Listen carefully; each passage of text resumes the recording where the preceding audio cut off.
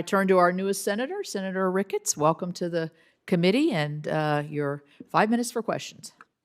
Great. Thank you very much. And thank you to all of our testifiers here today about the future of transportation fuels. And Mr. Cooper, you've got a great barber there. That joke never gets old. All right. So one of the things I always talk about is ethanol. I always say three things. Ethanol saves consumers money at the pump. It is going to help clean up the environment, and it's going to create jobs here in America.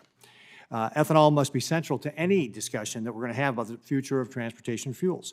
And Senator Stabenow, thank you for mentioning the dollar savings in some places, because that's awesome. That's part of my talking points today too. That E10, that 10% blend of ethanol, 90% gasoline is about 98% of all the gasoline that is sold in this country. E15 and the EPA's decision to allow that last summer helped with the high inflation that people are experiencing, bring down their fuel costs. Senator Stabenow mentioned the dollar. I think the average is about 16 cents. I just filled up my gas last time I was home. It was like 40 to 45 cents a gallon on E10, helping save that. And of course, E20, E30, E85, as you mentioned, all has future potential on that. But also, as we've discussed about ethanol helping to reduce carbon emissions, the use of ethanol-blended fuels led to a reduction of nearly 1 billion metric tons of carbon dioxide equivalent greenhouse gas emissions between 2008 and 2020. Environmental Health and Engineering found that corn ethanol is 46% less carbon intensive than gasoline. In addition, ethanol creates economic opportunities for our families, especially in Nebraska. There's over 1,000 jobs, direct jobs in Nebraska related to the ethanol industry, and it creates the demand for corn from our farmers. I would also note that the byproduct, the distiller's grain, goes into feed our livestock. So it is just a wonderful thing there. And ethanol has always fueled our trucks, cars, and other transportation vehicles along the American roads and highways. So, Mr. Cooper, I want you to talk a little bit more about, this administration, as well as the state of California, have classified electric vehicles as zero emissions. Biofuels are considered low emissions. How would a national clean fuel standard impact the use of biofuels and this new CFS? How would it work with the RFS, the Renewable Fuel Standard? Would it replace it? Would it coexist? How would that work? Well, thank you for the question, Senator. And yeah, we certainly believe that an LCFS or clean fuel standard done right at the national level would complement a renewable fuel standard. Again, the RFS was primarily about volume, right, and energy independence and reducing imports. A clean fuel standard is more directly about reducing emissions and based on performance. So we do think the two would work together very well, complement one another. And as I mentioned earlier, the RFS was really that bedrock and kind of the foundation for the renewable fuels industry, and it's important to keep that foundation in place.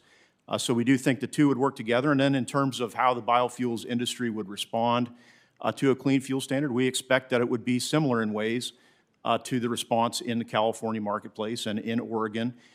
It's been interesting to see some of the different ways that the markets have responded to those programs in those states.